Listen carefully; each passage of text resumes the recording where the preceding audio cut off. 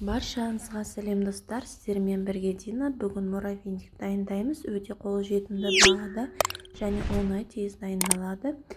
Видеоны өткізбей соңына дейін қарап, ұнап жатса маған жазылып, лайк басып, қоңырау белгісін басуды ұмытпаңыздар.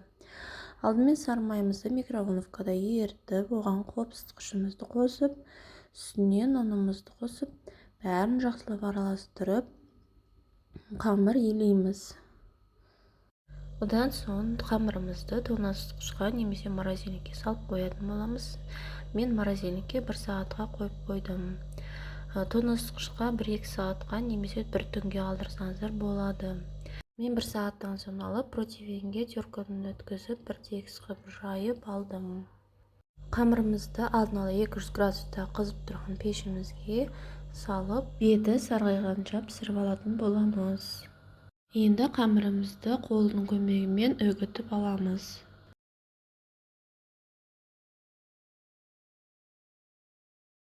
Үгітілген қамырдың үстінен сгущенкамызды құйып, жақсылап араластырып аламыз. Мен кішкене ғана арахис қостым, ол міндетті емес, өз қалауларыңыз бойынша. Кішкене вареная сгущенка қостым. Және қалаған формочкаларыңызды салып жасасаңыздар болады. Менде кішкентай стаканчикті сулап алдын ала соған салып формочкалар жасадым. Яғни формочкаларыңызға жабыспас үшін алдын ала сулап алған дұрыс. Бетіне шоколадный глазурь құйдым. Видеоны соңына дейін қарағандарыңыз үшін рахмет. Ұнап жатса маған жазылып, лайк басып, қоңырау белгісін басуды ұмытпаңыздар.